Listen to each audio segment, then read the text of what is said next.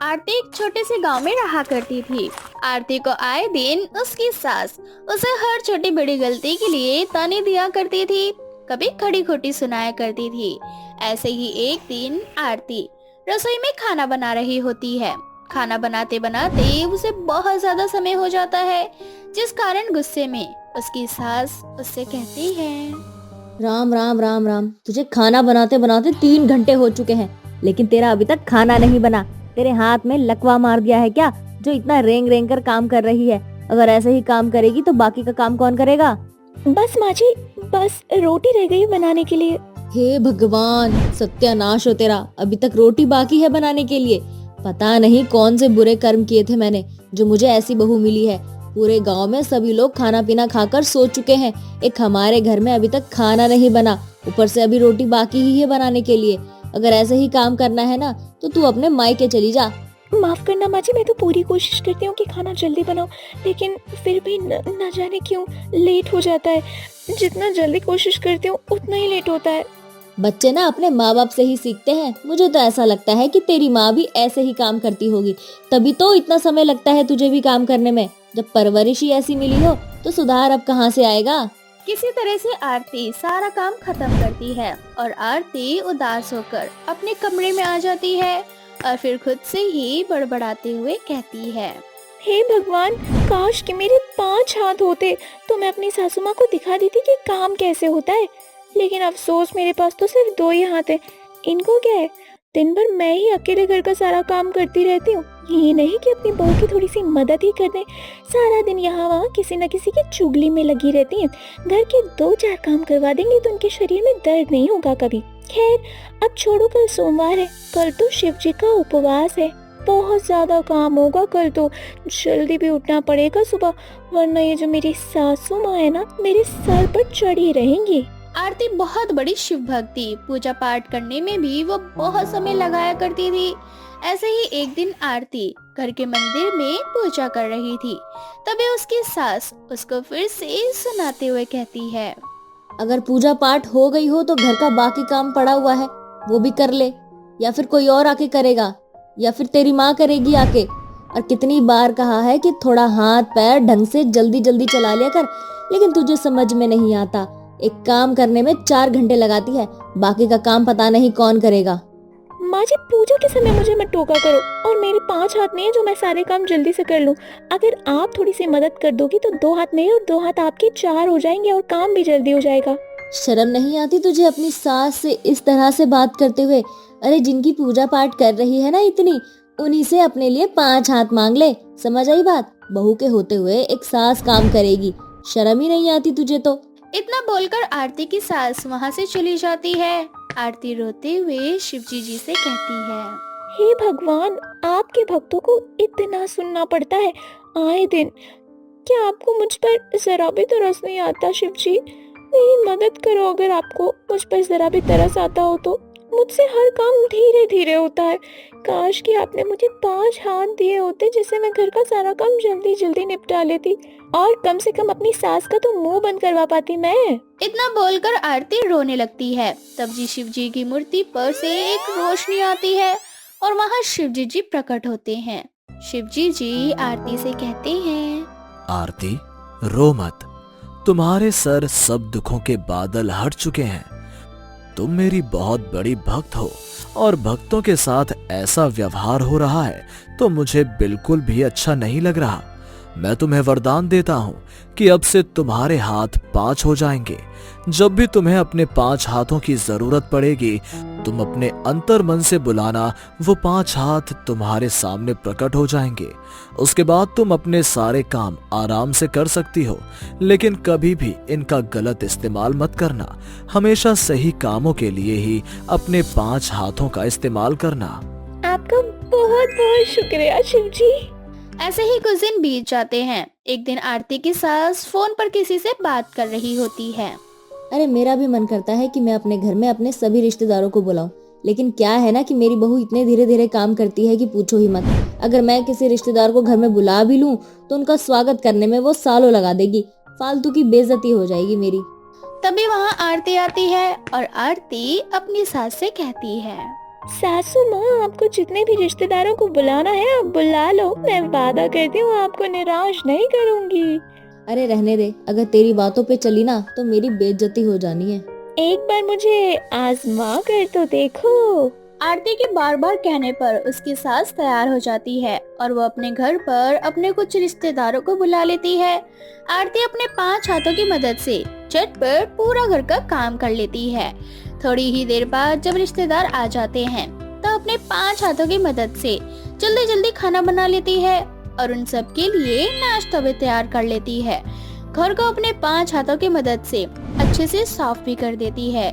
ये देखकर सभी रिश्तेदार आरती की खूब तारीफें करते हैं। इसके बाद आरती की सास का सीना गर्व से चौड़ा हो जाता है। सभी रिश्तेदार जाते जाते आरती को खूब सारा नेक भी देकर जाते हैं। वैसे कुछ भी कहो, आरती है बहुत गुणी। बड़े ही जल्दी जल्दी घर का सारा काम कर लिया इसने, और खाना भी कितना स्वादिष्ट बनाया इसने। भगवान ऐसी बहू सबको दे।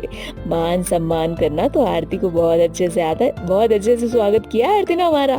बात तो तुम बिल्कुल सही कह रही हो। मैं ना हमेशा अपनी बहू को हर छोटी बड़ी चीज को लेकर सुनाया करती थी, लेकिन आज इसने मुझे बहुत खुश किया है। बहुत प्यार आ रहा है मुझे अपनी बहू के ऊपर आज। आरती को भी बहुत खुशी मिलती है। वो अपने सभी रिश्तेदारों का पैर छूती है और उनसे आशीर्वाद लेती है। सभी रिश्तेदार वहाँ से चले जाते हैं और उनके जाने के बाद आरती की सास उससे कहती है, वाह बहू, आज तूने मुझे और मेरे रिश्तेदारों को बहुत अच्छे से खुश किया है, और मुझे माफ कर देना जो मैं तुझे आए दिन सुनाती रहती थी। अरे नहीं माँ जी, कहीं ना कहीं कमी मुझ में भी थी। मैं भी अपना हर काम बहुत धीरे धीरे करती थी, और आज जब मैंने सही काम किया तो आपने मुझे बेवजह नहीं सुनाया, बल्कि सही काम पर मेरी तारीफ की। और आपका हक है मुझे सुनाने का और मुझे डांटने का माँ जी।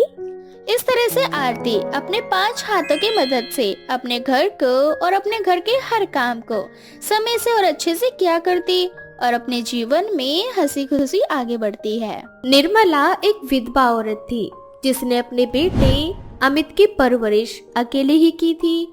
अब निर्मला चाहती थी कि उसके बेटे की शादी एक बहुत ही सुशील और संस्कारी लड़की से हो, इसलिए वो अपने बेटे के लिए नुपुर नाम की लड़की को देखने के लिए उसके घर जाती है। आइए आइए बहन, बैठिए। वैसे आप लोगों को कोई तकलीफ तो नहीं हुई आने में? अरे नहीं नहीं बहन, मुझे कहीं जाना है। अगर आप लड़की थोड़ा जल्दी दिखा देते तो अच्छा रहता। हाँ हाँ बहन, क्यों नहीं। आप लोग आराम से नाश्ता पानी कीजिए, मैं बस 2 मिनट में नूपुर को लेकर आती हूँ। इतना बोलकर नुपुर की माँ नुपुर के कमरे में जाती है, जहाँ वो देखती है कि नुपुर अपने कमरे में नहीं है। नुपुर को अपने कमरे में ना देखकर उसकी माँ की हालत खराब होने लगती है और वो जैसे तैसे करके निर्मला और उसके बेटे अमित को आधे 1 घंटे बिठा कर रखती है। कुछ देर बाद खिड़की से नुपुर अपने कमरे में आती है। उसके हाथों में सोने चांदी के जेवर और रुपए पैसे देखकर नुपुर की माँ नुपुर से कहती है, नूपुर, तू फिर से बाहर किसी को लूटने गई थी ना? सच सच बताना, आज तूने किसे लूटा है? माँ, आप मुझसे ऐसे बात मत किया करो। आप जानती हो ना कि मैं लोगों को कितनी मुश्किल से डरा धमका कर उनका सामान छीन पाती हूँ। बस एक आप ही हो जो मुझसे नहीं डरती। अगर आप मुझसे डरने लगी ना तो मैं आपको भी लूट लूंगी। बेशरम लड़की, तू कब सुधरेगी? न जाने किस संगति में पड़ गई है तू कि शरीफ लोगों को लूट रही है। ये सब तू कब छोड़ेगी?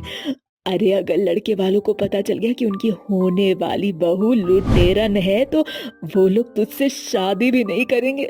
मालूम भी है तुझे तेरे लिए कितने अच्छे घर से रिश्ता आया है। देख बेटा नूपुर, मैं चाहती हूँ कि तू एक शरीफ घर में जाए और शरीफ बहू बनकर रहे, और इसीलिए तुझे ये लूटपाट छोड़नी होगी।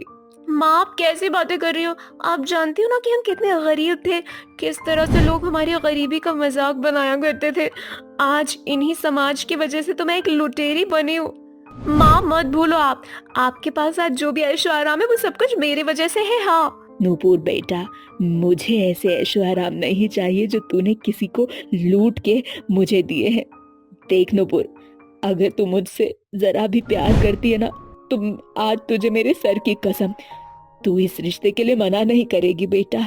नुपुर अपनी माँ से बहुत प्यार करती थी, इसलिए वो अमित से शादी करने के लिए हाँ कर देती है। अब जैसे ही अमित और निर्मला नुपुर को देखती हैं, उसे पसंद कर लेती हैं। अब बहुत जल्द नुपुर और अमित की शादी हो जाती है। शादी होने के बाद नुपुर चाहकर भी लूटपाट नहीं कर पाती, क्योंकि उसका शादी के बाद घर से निकल पाना ही मुश्किल होता है। साला जब से मेरी शादी हुई है मैं तो इस चार दीवारी में कैद हो गई हूँ।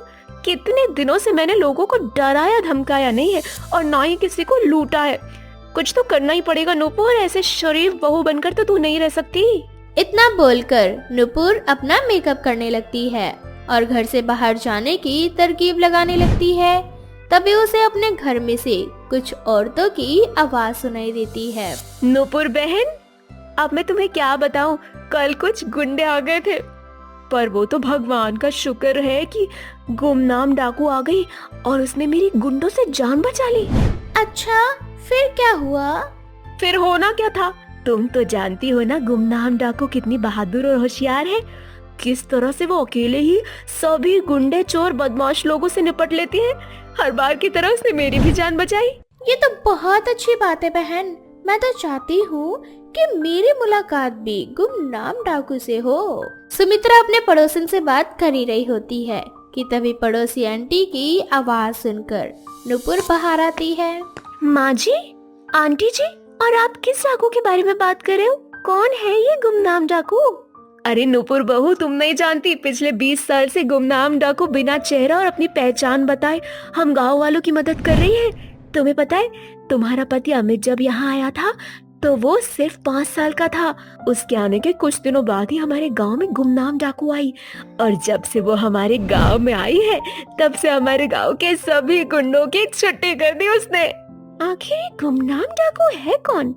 अगर वो इस गांव में है तो मेरा लोगों को लूट पाना मुश्किल हो सकता है। एक तो ऐसे ही मैंने कुछ दिनों से किसी को नहीं लूटा, मेरे सारे पैसे मेकअप का सामान खत्म होने को है, ऊपर से एक गुमनाम डाकू। पहले मुझे इस गुमनाम डाकू को ढूंढ के अपने रास्ते से हटाना होगा, पर उससे पहले मुझे एक बार किसी न किसी को लूटना होगा। नुपुर गहरी सोच में डूबी होती है। उसे सोच में डूबा हुआ देख निर्मला की पड़ोसन जानबूझकर एक कांच का गिलास तोड़ देती है और जोर जोर से हंसने लगती है। हंसती भी क्यों नहीं, आखिर वो नुपुर को डराना जो चाहती थी और उसमें वो कामयाब हो चुकी थी। अरे निर्मला, तुम्हारी बहू कितनी डरपोक है। मैंने एक कांच का गिलास क्या तोड़ा, इसका तो सपना ही टूट गया। देखो कैसे उसके सीने से जान ही निकल गई। वो सब तो ठीक है बहन, लेकिन तुम नुपुर को किसी और तरीके से भी डरा सकती थी, लेकिन तुमने बेकार में ही मेरा नुकसान करा दिया। लेकिन अब जब नुकसान हो ही गया है तो क्या ही कह सकते हैं। क्या निर्मला, तुम भी ना एक कांच के गिलास के लिए ऐसा मुंह बना रही हो जैसे सड़ा हुआ बैंगन। एक गिलास ही तो टूटा है, ऐसे गिलास कटोरी तो मैं अपने घर में रोजाना तोड़ती हूँ। ये तो बहुत अच्छी बात है। वैसे लगता है कि तुम्हारी बहू तुम्हें आवाज दे रही है, तुम्हें जाना चाहिए। क्या मेरी बहू मुझे आवाज दे रही है? अरे फिर तो मुझे जाना ही पड़ेगा। निर्मला बहन, तुम तो जानती हो ना, मेरी बहू तूफान एक्सप्रेस है, जहाँ भी जाती है बवाल मचा देती है। तुम्हारे घर में बवाल मचे उससे पहले तो मैं अपने घर में ही चली जाती हूँ। हाय रे, कैसे मेरी बहू मेरे पल्ले पड़ गई। इस तरह से निर्मला अपनी पड़ोसन से पीछा छुड़ा लेती है।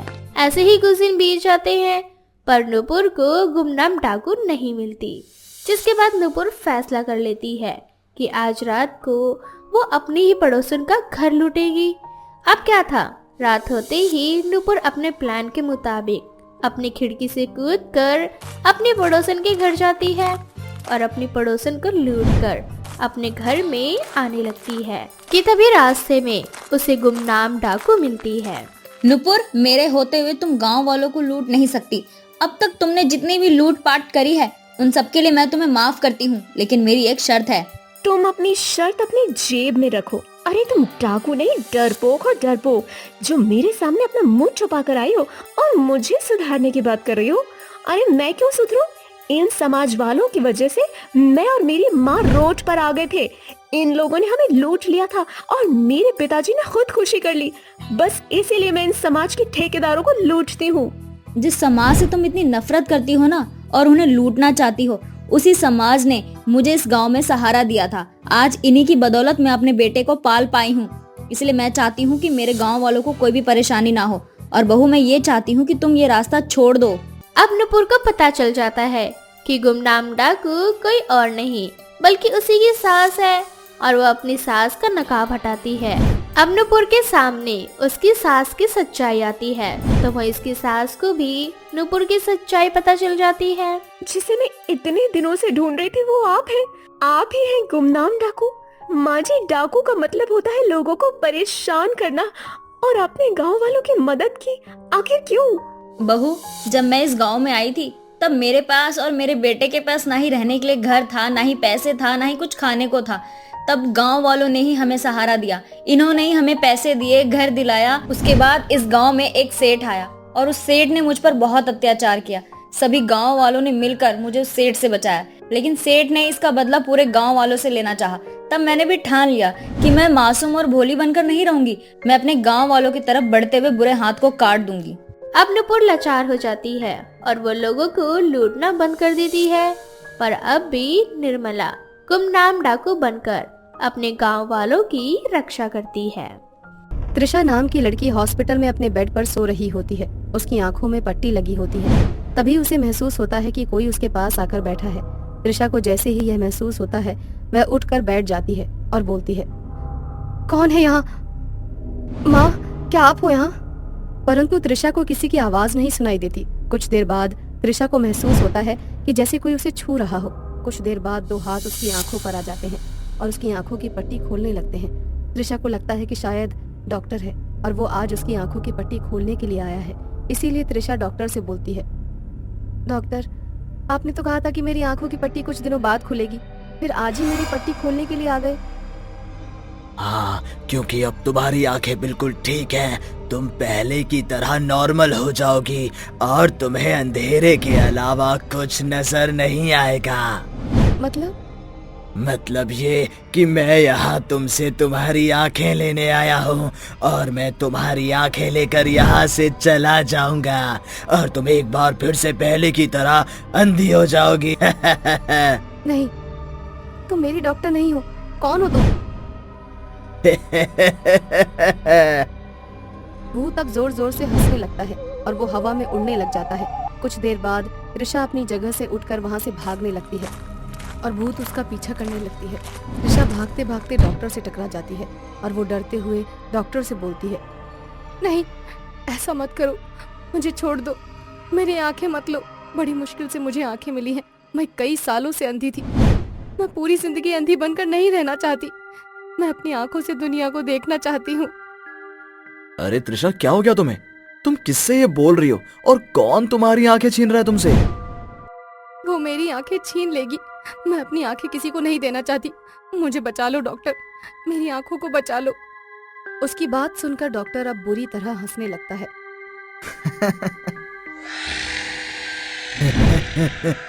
उसकी ये भयानक हंसी सुनकर त्रिशा बोलती है, डॉक्टर, आप इस तरह से हंस क्यों रहे हैं? क्योंकि मैं तुम्हारा डॉक्टर नहीं बल्कि एक भूत हूँ। उसकी ये बात सुनकर त्रिशा बहुत डर जाती है और डर के मारे वो भागने लगती है कि तभी भूत उसके सामने आ जाता है और उसकी आंखों की पट्टी हटाकर उसकी आंखें नोच लेता है। बेचारी त्रिशा अपने दोनों हाथ अपने आंखों पर रखकर रोते हुए चिल्लाने लगती है, बचाओ, बचाओ, मेरी आंखें, मेरी आंख, मुझे बचाओ, मुझे बहुत दर्द हो रहा है, छोड़ दो। भूत ने मेरी आंखें छीन ली। त्रिशा को रोता हुआ देख भूत जोर जोर से हंसने लगता है और हंसते हुए बोलता है, यहाँ पर तेरी आवाज कोई नहीं सुनेगा। तुझे सुनने वाला या तेरे दर्द को महसूस करने वाला यहाँ कोई भी नहीं है। अब तुझे कोई नहीं बचा सकता। वो भूत त्रिशा से ये बात बोल ही रहा होता है कि तभी डॉक्टर त्रिशा की इस गंभीर हालत को देखकर उसके पास दौड़ते हुए आता है और उससे बोलता है, त्रिशा, ये तुम्हें क्या हो गया? तुम्हारी आंखों से खून कैसे निकल रहा है और तुम्हारी आंखें कहाँ गई? तुम्हारी ये हालत किसने की? उसने मुझसे मेरी आंख छीन ली। अब मैं जिंदगी भर अंधी ही रह जाऊंगी। त्रिशा बिलख बिलख कर रोते हुए बेहोश हो जाती है। डॉक्टर त्रिशा को कैबिन के अंदर लेकर जाते हैं कि तभी आंख नोचने वाला भूत डॉक्टर के सामने भी आ जाता है और उससे बोलता है, अच्छा, तो तूने इस लड़की का इलाज किया था। तूने इस लड़की की आंखें बहुत ही ज्यादा अच्छी तरीके से लगाई हैं। अब मैं तेरी आंखों को भी निकाल लूंगा। जिस डॉक्टर ने इस लड़की की इतनी सुंदर आंखें लगाई हैं, तो उस डॉक्टर की खुद की आंखें कितनी सुंदर होंगी। तुम्हारी आंखों को मैं सच में नहीं छोड़ूंगा। भूत भूत बचाओ, यहाँ पर भूत है। अरे भूत, मैं तो एक डॉक्टर हूँ और जैसा कि तुझे पता है, डॉक्टर के ज्यादा पढ़ने की वजह से उन लोगों को चश्मा लग जाता है और मेरी आंखें कमजोर हैं। मुझे चश्मा लगा हुआ है। मुझे छोड़ दे, मेरी आंखों को मुझसे दूर मत कर। अगर तू मेरी आंखें मुझसे छीन लेगा तो मैं लोगों का इलाज कैसे करूंगा? वो सब मैं नहीं जानता। मैं तुझे नहीं छोड़ूंगा। मैं बस इतना जानता हूँ, अब तू भी नहीं बचेगा। अरे तू कौन है और क्यों तुम लोगों की आंखें नोच रहे हो? आखिर तुम चाहते क्या हो हम लोगों से? मैं किसी को भी नहीं छोड़ूंगा, सबकी आंखें नोच लूंगा, क्योंकि मैं भी इधर अपना इलाज करवाने के लिए आया था। लेकिन यहाँ के कुछ डॉक्टरों ने मेरे साथ गलत किया। गलत? क्या और कैसे? आखिर तुम्हारे साथ किस डॉक्टर ने गलत किया था? आज से कुछ साल पहले की बात है। मैं इसी हॉस्पिटल में अपनी आंखों का इलाज करवाने के लिए आया था। मेरी आंखें बिल्कुल खराब हो रखी थी कि तभी यहाँ के एक बूढ़े से डॉक्टर ने मुझसे कहा, अरे मोहन, तुम्हारी आंखें तो बहुत ही ज्यादा खराब है, तुम्हें अपनी आंखें लगवानी होंगी। डॉक्टर, क्या मेरी नई आंखें लगवाने से मेरी आंखें सही हो जाएंगी? मुझे सब कुछ पहले की तरह दिखने लग जाएगा ना? हाँ मोहन, बिल्कुल, तुम बिल्कुल पहले की तरह हो जाओगे। ठीक है डॉक्टर साहब, मैं अपनी नई आंखें लगवाने के लिए तैयार हूँ। ठीक है बेटा, तो तुम 2 दिन बाद मेरे पास आ जाना। उसकी बात सुनकर मोहन वहाँ से चले जाता है। मोहन को जाते हुए देख डॉक्टर खुद से बोलता है, अभी 2 दिन बाद ये मूर्ख भी आएगा और मैं अपना धंधा इससे भी चालू करूंगा और लोगों की तरह इसकी भी किडनियां और इसकी आंखें निकाल दूंगा। इतना कहकर डॉक्टर भी मगन होकर अपने कैबिन में बैठ जाता है और मोहन अब अगले 2 दिन बाद उस डॉक्टर के पास आता है। इसके बाद वो डॉक्टर मोहन की आंखें निकाल लेता है और उसके साथ ही उसकी किडनियां भी निकाल देता है।